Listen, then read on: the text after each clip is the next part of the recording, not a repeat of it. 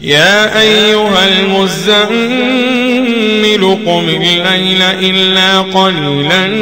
نصفه أو انقص منه قليلا أو زد عليه ورتل القرآن ترتيلا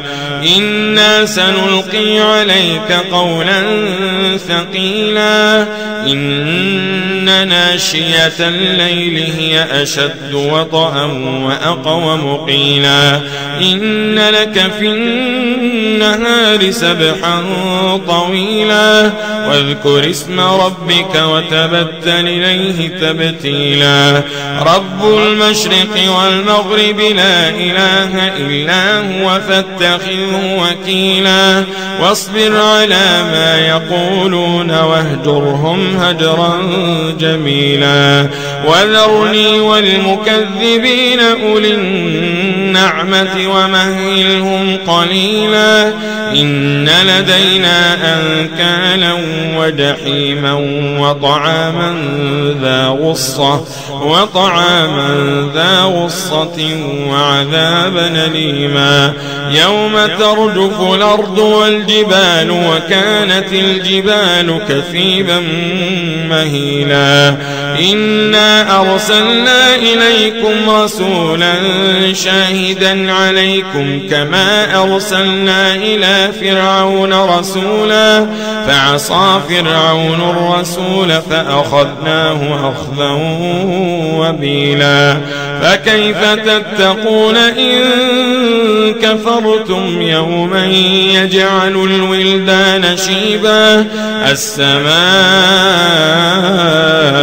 منفطر به كان وعده مفعولا إن هذه تذكرة فمن شاء اتخذ إلى ربه سبيلا إن ربك يعلم أنك تقوم أدنى من ثلثي الليل ونصفه وثلثه وطائفة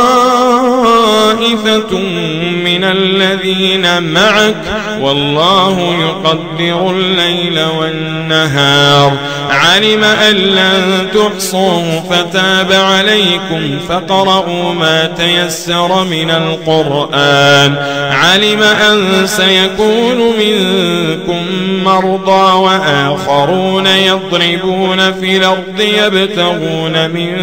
فضل الله وآخرون يقاتلون في سبيل الله فقرؤوا ما تيسر منه وأقيموا الصلاة وآتوا الزكاة وأقرضوا الله قرضا حسنا وما تقدموا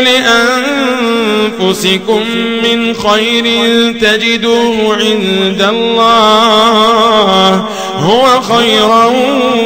وأعظم أجرا واستغفروا الله إن الله غفور رحيم